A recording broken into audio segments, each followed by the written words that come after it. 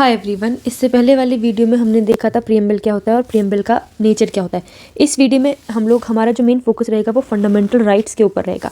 देखिए, fundamental rights जो है वो आपके पार्ट 3 के अंदर गिवन है और इसमें जो आर्टिकल है आर्टिकल 12 से लेकर 35 तक हमारे फंडामेंटल राइट्स है। लेकिन पार्ट 3 में तो फंडामेंटल राइट है, लेकिन उससे पहले पार्ट 1 और पार्ट 2 के अंदर क्या है।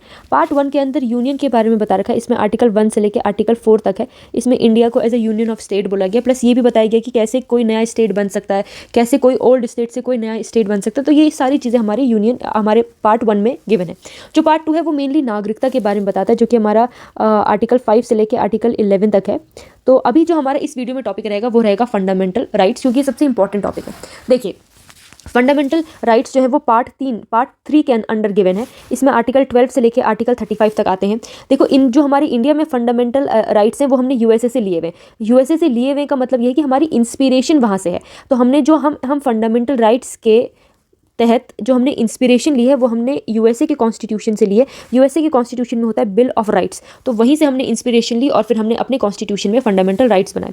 इनको मैग्ना कार्टा ऑफ इंडिया भी कहा जाता है। मैग्ना कार्टा होता है बहुत ही इंपॉर्टेंट चीज़, तो मैग्ना कार्टा ऑफ इंडिया कहा जाता है फंडामेंटल राइट्स को। इसके अलावा ये क्या देते हैं, ये आइडिया ऑफ पॉलिटिकल डेमोक्रेसी देते हैं।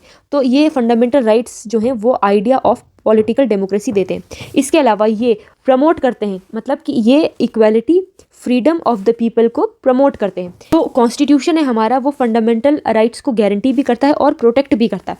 इसके अलावा जो फंडामेंटल राइट्स है ना, ये मोस्ट एसेंशियल है फॉर द पीपल। सबसे ज़्यादा एसेंशियल अगर आप बोलो कि हमारे कॉन्स्टिट्यूशन में क्या है तो वो फंडामेंटल राइट्स ही हैं। इसके अलावा ये हेल्प करते हैं हमारे डेवलपमेंट में। ये हेल्प करते हैं किसी ह्यूमन के डेवलपमेंट में, किस टाइप का डेवलपमेंट, उसका मटीरियल डेवलपमेंट, उसका इंटेलेक्चुअल डेवलपमेंट, मॉरल डेवलपमेंट और स्पिरिचुअल डेवलपमेंट में। तो इन सभी चीज़ों में हमारे जो फंडामेंटल राइट्स हैं वो हमें हेल्प करते हैं। अब देखिए, यहाँ मैंने हिंदी में लिखे हुए, यहाँ मैंने इंग्लिश में लिखे हुए। जो अब देखिए इसमें भी वही सेम चीज़ लिखी कि ये भाग 3 में है, 12 से लेकर 35 तक है, मौलिक अधिकार है और इनको हिंदी में ये कहा जाता है। तो अब मैं एक बार आपको फंडामेंटल राइट्स का एक बेसिक ओवरव्यू दूंगी कि इसमें होता क्या है। देखिए, फंडामेंटल राइट्स हमारे पास 6 फंडामेंटल राइट्स हैं, ठीक है।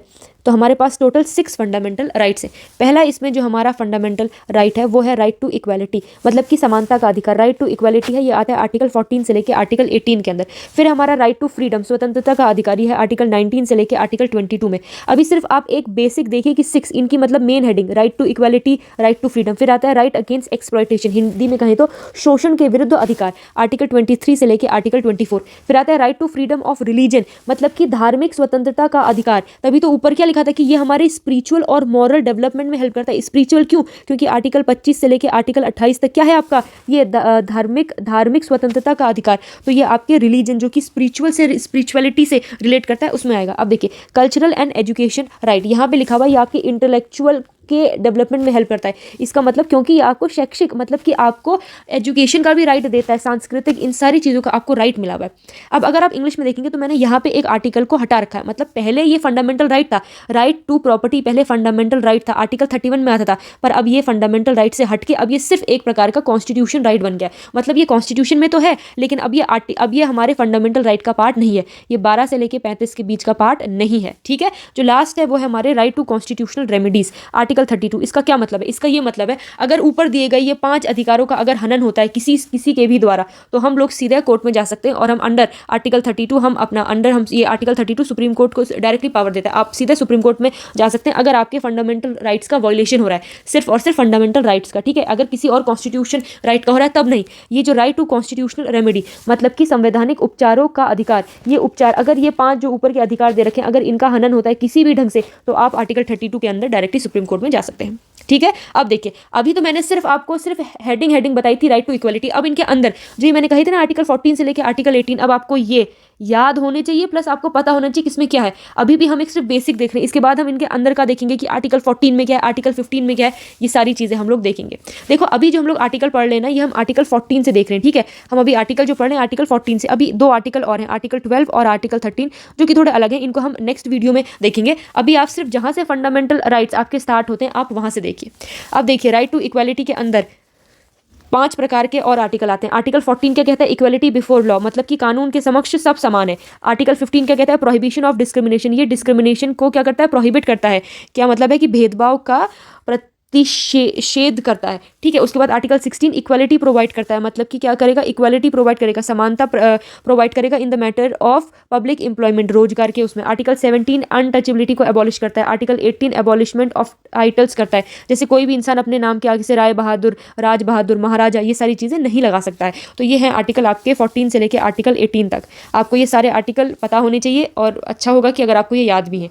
आर्टिकल उसके बाद आता है राइट टू फ्रीडम। देखो अभी हमने सिर्फ ऊपर देखा था कि राइट टू फ्रीडम जो है वो आर्टिकल 19 से लेकर आर्टिकल 22 के अंदर है। अब हम 19 से लेकर 22 तक आर्टिकल देखेंगे। आर्टिकल 19 बहुत ज़्यादा इंपॉर्टेंट है क्योंकि आपको रिगार्डिंग फ्रीडम ऑफ स्पीच देता है। आर्टिकल 20 आपको कन्विक्ट, अगर किसी को जेल में डाल दिया उसके पास क्या क्या राइट्स हैं, ठीक है। Article 21 protection of life and personal liberty. Article 21A right to education देता है। Article 22 protection against arrest and detention, जब किसी का अरेस्ट हो जाएगा, वो डिटेन हो जाएगा, तब उसके पास क्या राइट है। आर्टिकल 20 जो है वो करता है protection in respect of conviction, जब आपके ऊपर कोई दोष सिद्ध हुआ है तब। लेकिन जब आपको गिरफ्तार कर लिया है तो उसके लिए आर्टिकल 22 मिलता है, और आर्टिकल 20 में जब कोई दोष लगता है उसके लिए ये आपको राइट मिलता है। देखिए राइट अगेंस्ट एक्सप्लॉयटेशन, ऊपर हमने देखा था आर्टिकल 23 और 24 इसमें आते हैं। अब देखिए आर्टिकल 23 क्या कहता है, prohibition of traffic in human beings and forced labour, मतलब कि मानव तस्करी और फोर्स लेबर, ज़बरदस्ती जो काम कराया जाता है उस बिना पैसे का, तो यहाँ हम कहेंगे वो किस में आता है, आपका फोर्स लेबर।